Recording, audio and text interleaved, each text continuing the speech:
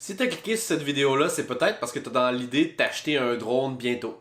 Mais qu'en faisant tes recherches, tu t'es rendu compte que pour faire voler un drone, ça prenait peut-être une licence. Fait que tu t'es peut-être tourné par défaut vers le meilleur drone disponible de moins de 250 grammes. Et tout ça, ça t'a peut-être mené à ce petit jouet-là. Si c'est le cas, je t'invite à rester sur cette vidéo-là. Sinon, si t'es juste curieux de voir qu'est-ce qui se passe avec le Mavic, les pour, les contre, les inconvénients ou les raisons qui font en sorte que c'est un buy ou un not buy, ben, je t'invite quand même à rester tout le long de la vidéo. Parce que je vais vous faire un review honnête du DJI Mavic Mini. J'ai payé ce drone moi-même de ma poche. J'ai pas été sponsor, j'ai pas rien du tout. Fait que, tu sais, c'est pas une pub là, pour la compagnie, mais pas du tout. J'ai payé ce drone de ma poche. Et puis, je vais vraiment vous parler de 5 choses à savoir avant d'acheter un drone. Puis surtout, ce drone, en fait. Avant de commencer, je tiens à préciser par contre que je suis vraiment pas un expert, ok? Je suis juste un gars bien normal que ça fait un mois qu'il s'est acheté un drone, qui commence à faire du drone. Je pense que j'ai fait 6 ou 7 vols au total. Donc moi aussi je commence, puis je pense que c'est pour ça que la vidéo est intéressante, c'est que je suis quelqu'un qui commence le drone en fait. Fait que c'est vraiment un review honnête de quelqu'un qui débute. Donc si c'est quelque chose qui t'intéresse de vouloir te lancer dans l'aventure du drone, et ben cette vidéo là va vraiment t'intéresser. C'est mon opinion, mais je peux me tromper, je débute moi aussi. Bon, ce drone-là présente des features qui sont vraiment intéressants. 5 choses que j'aurais aimé connaître avant de l'acheter. C'est parti. Premièrement, la transmission. DJI avait annoncé que le drone allait être muni d'une technologie Wi-Fi qui allait pouvoir permettre au drone de faire environ 4 km. Il faut savoir que la technologie Wi-Fi elle est bien différente de la technologie de commutation automatique qui varie entre le 2.4 Hz et le 5.8 Hz. Puis ça, ben, le 2.4 puis le 5.8 c'est présent sur la plupart des drones de DJI. Fait que c'est beaucoup plus commun de voir ce genre de technologie-là que de voir la technologie par Wi-Fi en fait. Ça joue énormément sur les interférences en fait. C'est qu'il y a beaucoup plus de chances que tu perdes le signal avec un signal Wi-Fi qu'un signal à 2.4 ou à 5.8 GHz. La transmission à 2.4 et à 5.8 GHz, elle va permettre de pouvoir parcourir une beaucoup plus grande distance de communication entre le drone et puis ta manette. Ça peut se rendre jusqu'à genre 8 km. Fait que sur papier, c'est près du double. Puis là, je te vois venir, tu vas peut-être me dire, ah ouais, mais là, 8 km, c'est quand même beaucoup, là. 4 km, ça me satisferait en masse, en fait. Ben, j'ai quand même expérimenté le tout pour toi, et puis je peux te garantir que j'ai jamais été capable de me rendre à 4 km, là. J'ai même pas été capable de me rendre à plus de 1 km avec mon mini, fait que c'est genre 4 fois moins que ce qui a quand même été annoncé.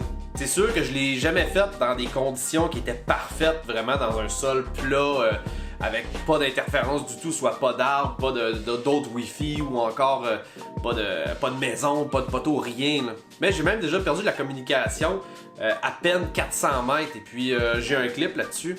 C'est la fameuse vidéo où j'ai failli perdre mon drone en dessous d'un pont. C'est sûr que tu vas me dire, ouais, mais là, il y avait un pont en béton. Ça, je comprends, c'est clair, mais j'étais quand même juste à 400 mètres du drone quand c'est arrivé. Si jamais vous avez pas vu le crash que j'ai fait avec mon drone, je vais vous inviter à le voir. Je vais la mettre, la vidéo, je vais la mettre en haut de l'écran maintenant. Puis tu sais, j'étais quand même à fucking 400 mètres. J'étais pas à 4 km, j'étais à 400 mètres. Fait que la transmission par Wi-Fi, c'est vraiment pas le best, c'est sûr et certain. Deuxièmement, le Mini ne permet pas de filmer en flat. Je m'explique. Si jamais t'es quelqu'un qui aime faire du montage vidéo, qui aime ça travailler sur la couleur en post-production, d'ajuster tes touches à ton montage, d'ajuster ta couleur et tout, ben ce drone-là est peut-être pas fait pour toi. Là. Il va te donner des super images, là, inquiète pas avec ça.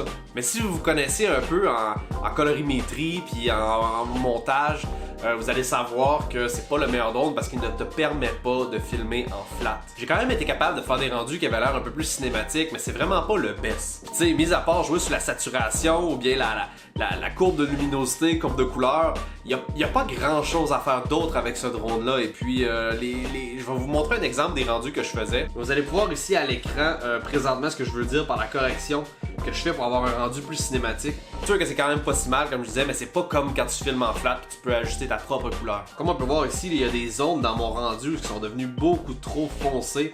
Alors que si j'avais été filmé en flat, ben jamais j'aurais perdu ce genre de détails-là. Ce point-là vous concerne pas si vous autres le montage c'est pas votre truc. La seule chose que vous voulez faire c'est genre juste faire des petites vidéos casu là, puis après ça les mettre sur le net sans jamais mettre de montage dessus. Ça c'est pas de problème, ça s'adressera pas à vous. Là. Mais pour ceux-là qui sont vraiment plus avancés dans le montage ou qui veulent toucher à la colorimétrie, désolé, c'est peut-être pas la meilleure option. Troisième point, c'est les quick shots. On se tente quand même assez vite des quick shots que le drone a à offrir quand même Il y a des bons, ben je dis il y a des bons, on va être honnête, là, il y a un seul bon quick shot qui est bon à utiliser tout le temps et c'est la spirale. Sinon les autres, la fusée puis le drone qui recule, c'est tous des trucs qui sont axés sur un ou deux plans, donc la hauteur et la profondeur. Et puis sur l'image, ça fait un rendu qui est très basic, qui est très beginner, c'est correct. Mais quand tu peux jouer sur ces axes-là, ces deux axes-là, ainsi que la rotation du drone avec l'inclinaison de la caméra, c'est un peu difficile à expliquer. Mais je vais vous montrer un exemple. C'est beaucoup plus beau une image qui a l'air de ça qu'une image qui a l'air de ça. Bref, c'est genre juste plus intéressant, c'est juste plus dynamique à regarder. Et puis le seul feature qui selon moi qui est intéressant pour ce genre de choses-là, c'est la spirale. Sinon les autres, ça ajoute pas vraiment d'effet wow à ton rendu en fait. Ça c'est ce que moi je pense. Puis là, certains drones de DJI ont des quick shots vraiment plus stylés comme le boomerang ou encore le nouveau qui est l'astéroïde. Bref, ce que j'essaie de dire, c'est qu'au fur et à mesure que tu apprends à voler, tu te lasses un peu vite des quick shots en fait. C'est plus quelque chose que tu vas utiliser vraiment. Quatrième chose qui est bonne à savoir, c'est que tu as deux options de package. Moi j'ai choisi la première option de package, c'était le drone tout seul. J'ai vraiment fait une gaffe là-dessus. La première grosse erreur que j'ai faite, c'est que j'ai pas acheté d'autres batteries avec mon drone. Donc il y a un autre kit qui venait avec. Mais il y avait deux kits que tu pouvais prendre avec le drone. Tu avais un drone tout seul et puis tu avais un autre kit qui avait des batteries supplémentaires, des hélices, puis une couple d'autres affaires, même un petit case rigide, je pense. C'était vraiment cool. Ça coûtait pas énormément plus cher, je pense peut-être 150$. Mais t'avais un bon kit de départ, puis j'aurais dû le prendre. Parce que quand tu débutes à faire du drone, t'es peut-être moins habile avec les commandes, ça te prend peut-être plus de temps à repérer les bonnes scènes que tu aimerais capter. Et puis, juste ça, en tant que tel, ça te prend énormément de temps. Être capable de voler, être capable de spotter c'est où les places que tu vas aller chercher tes shots. Puis juste ça, ben, t'as le temps de manger ta batterie. Fait que moi je vous dirais là, que ça peut me prendre un vol, facile un gros vol là, entre 20 et 30 minutes, juste pour essayer de spotter les endroits où est-ce que je vais aller filmer. Et puis après ça, ben faut que je filme les shots. Fait que tu sais, si j'ai plus de batterie, il faut que j'attende. Puis c'est plate, mais ça prendrait une autre batterie. Et ça c'est la première chose que je regrette, j'aurais dû acheter le gros package avec d'autres batteries. Le deuxième point par rapport à ça, c'est que j'aurais tellement dû prendre la garantie également. Comme je vous en ai parlé un petit peu plus tôt dans la vidéo, j'ai crashé mon drone à un moment donné. Puis j'aurais pu le perdre dans l'eau, j'aurais pu vraiment le détruire, le décalisser totalement. J'ai vraiment été chanceux. Puis la garantie est pas beaucoup plus chère, là, puis elle vaut vraiment la peine parce que elle couvre contre les protections. Donc j'aurais vraiment dû prendre cette garantie-là, mais bon, j'ai pensé à l'argent, puis j'ai pensé, bon, je vais juste faire du drone pour le fun, puis finalement, ben, la piqûre a tombé, puis si je fais du drone comme un malade. Fait que j'aurais dû prendre le gros kit, puis j'aurais dû prendre la garantie parce que tu vas le crasher ton drone, crée-moi 100%, c'est sûr un jour tu vas cracher un drone, ça fait. Et puis mon dernier point pertinent à savoir avant d'acheter le Mavic Mini, trois vilains défauts que moi j'ai notés avec cette. Premièrement, c'est le vol au-dessus de l'eau. Premièrement, il faut que tu notes qu'il n'y a aucun capteur de proximité autour du drone, en face, en arrière, sur le dessus.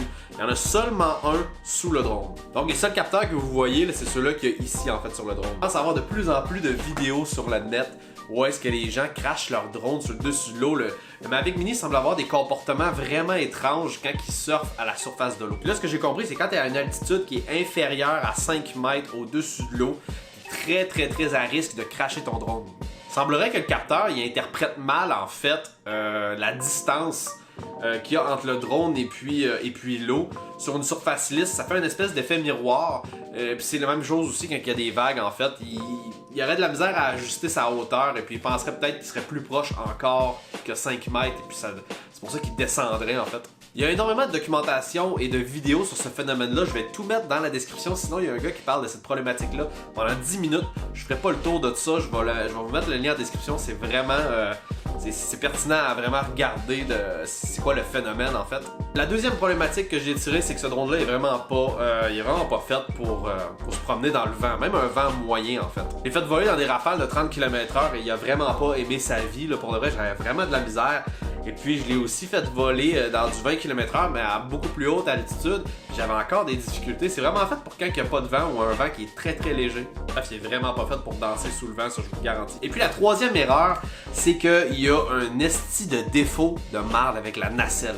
Premièrement, là, je trouve que ce petit protecteur-là, là, il est vraiment, mais vraiment mal design, ok? Je le mettrai pas, là, mais c'est vraiment serré en fait, ce genre de protecteur-là, ce genre de guard-là, il est vraiment serré sur la gimbal.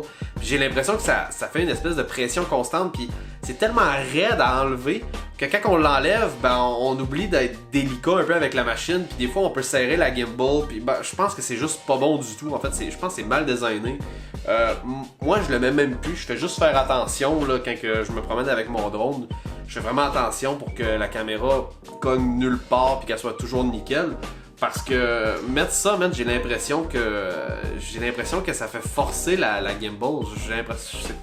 Je sais pas, c'est peut-être moi là, mais je pense pas que c'est bon. J'ai remarqué que j'avais deux alarmes qui étaient constants et puis qui m'empêchaient de prendre mes vidéos. La première, c'était que j'avais une surcharge sur mon moteur. Et puis la deuxième, c'était que la nacelle était toujours sur... J'avais un message qui me disait que le protecteur là était toujours devant ma caméra, ce qui était vraiment pas le cas.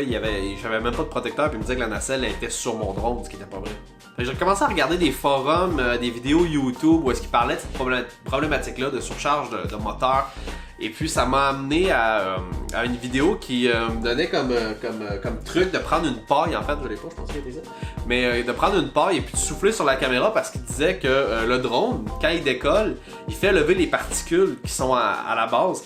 Et puis ils ont tendance à se loger dans les joints ou la caméra, ce qui fait en sorte que la caméra donne des mouvements qui sont saccadés, un peu comme ceux-là.